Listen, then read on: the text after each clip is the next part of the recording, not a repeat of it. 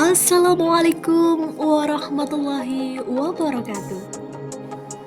Semangat pagi. Salam sejahtera untuk kita semua. Saya Linda Novitasari, mahasiswi PPG Perjabatan IPA Gelombang 1 tahun 2023 Universitas 11 Maret.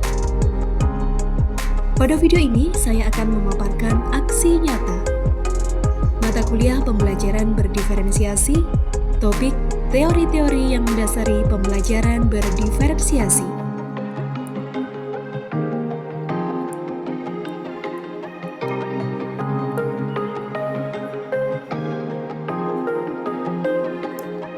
Diawali dengan pertanyaan refleksi aksi nyata yang pertama, apakah Anda puas dengan proses belajar pada topik ini? Mengapa? Ya, saya puas belajar pada topik ini mengenai teori-teori yang mendasari pembelajaran berdiferensiasi.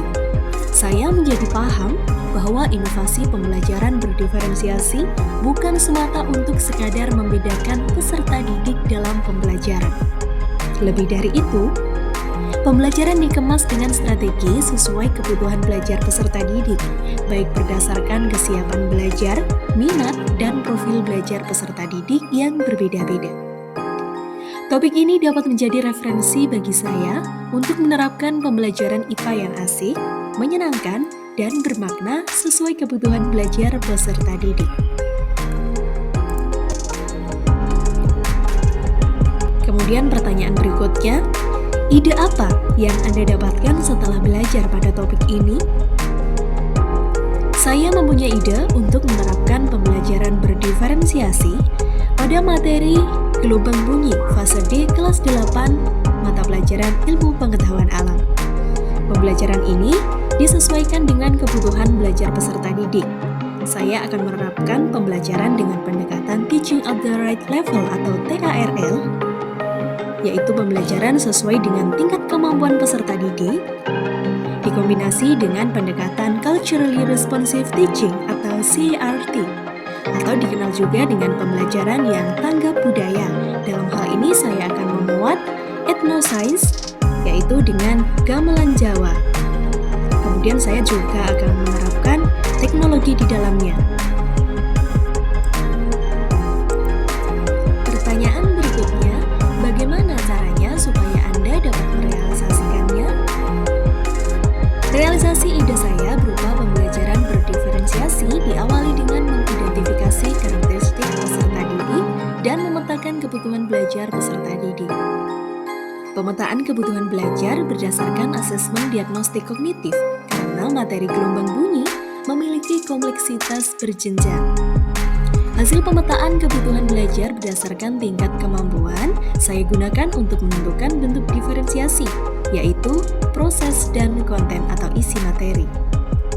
Hasil asesmen diagnostik tersebut saya gunakan untuk memetakan kebutuhan belajar peserta didik dan mengelompokkan berdasarkan kategori dengan acuan kriteria berupa rubrik.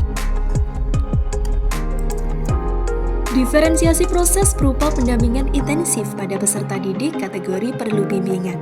Sedangkan diferensiasi konten berupa variasi lembar kerja peserta didik atau LKPD dengan tingkat kesulitan berjenjang pada tiap kategori. Peserta didik kategori mahir memperoleh LKPD dengan tantangan di atas LKPD untuk yang perlu bimbingan. Kemudian pertanyaan berikutnya, apa yang melatar belakanginya? Ide saya dilatar belakangi beberapa hal. Yang pertama, peserta didik tinggal di wilayah Surakarta yang lekat dengan budaya Jawa dan menyukai musik. Kemudian kegiatan pembelajaran sejauh ini berbasis buku teks. Kemudian minat belajar terhadap materi IPA cenderung rendah karena dianggap hitungan yang rumit. Selain itu, potensi budaya lokal di Surakarta sangat beragam. Kemudian juga terdapat fasilitas set gamelan di sekolah yang dapat dimanfaatkan sebagai media pembelajaran. Kemudian perkembangan era yang memberikan peluang sekaligus ancaman bagi eksistensi budaya lokal, serta perlunya integrasi budaya dalam pembelajaran untuk meningkatkan kemampuan etnoscience dan kesadaran budaya. Pertanyaan berikutnya, apa tujuan dari kegiatan tersebut? Ide kegiatan saya memiliki tujuan umum dan khusus. Yang pertama, tujuan khususnya yaitu tujuan pembelajaran. Peserta didik mampu mengidentifikasi karakteristik gelombang bunyi dengan tepat, dan peserta didik mampu menelaah perbedaan warna bunyi pada alat musik gamelan dengan tepat. Adapun tujuan umumnya, yang pertama, peserta didik memiliki minat belajar yang tinggi dalam pembelajaran IPA. Peserta didik dapat berpartisipasi aktif dalam pembelajaran IPA sehingga memperoleh pengalaman belajar yang nyata dan bermakna. Peserta didik dapat memahami fenomena sains di balik keunikan budaya lokal. Peserta didik dapat memanfaatkan konsep sains untuk memecahkan permasalahan dalam kehidupan sehari-hari, serta peserta didik memiliki kesadaran budaya dan turut berkontribusi dalam pelestarian budaya. Selanjutnya, apa indikator keberhasilannya? Indikator keberhasilan ide saya, yang pertama, tercapainya tujuan pembelajaran dibuktikan oleh hasil asesmen. Kemudian peserta didik antusias mengikuti pembelajaran ditunjukkan oleh adanya perasaan senang dalam belajar dan terlibat aktif selama kegiatan pembelajaran. Kemudian peserta didik dapat menyadari bahwa pembelajaran IPA bukan sebatas menghafal atau menghitung, tetapi merupakan proses penyelidikan gejala alam dan fenomena di sekitar. Kemudian peserta didik dapat mengemukakan alasan ilmiah penyebab perbedaan warna nada pada alat musik gamelan berdasarkan konsep gelombang bunyi. Peserta didik dapat memanfaatkan konsep gelombang bunyi untuk memainkan alat musik gamelan dengan irama yang merdu. Serta peserta didik menyadari bahwa gamelan merupakan instrumen alat musik budaya Jawa yang dapat menghasilkan irama merdu dan khas, sehingga tertarik untuk mempelajari secara mendalam pada kegiatan karawitan. Kemudian bagaimana langkahnya?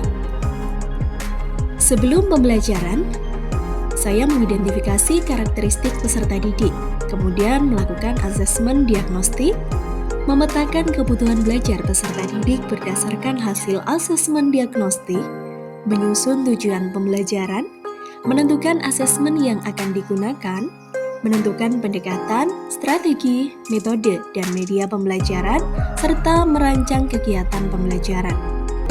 Kemudian pada saat kegiatan pembelajaran, saya melaksanakan pembelajaran yang berpusat pada peserta didik dengan pendekatan Teaching at the Right Level atau TARL, dengan pendekatan Culturally Responsive Teaching atau CRT, dengan model Problem Based Learning atau PBL, dan metode diskusi untuk mendukung pengembangan kompetensi dan karakteristik peserta didik secara holistik.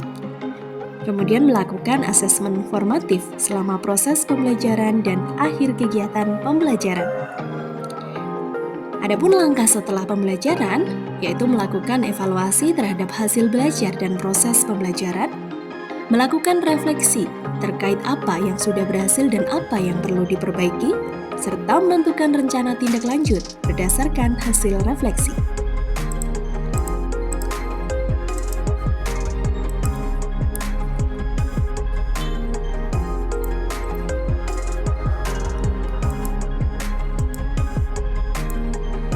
Demikianlah ulasan aksi nyata mata kuliah pembelajaran berdiferensiasi.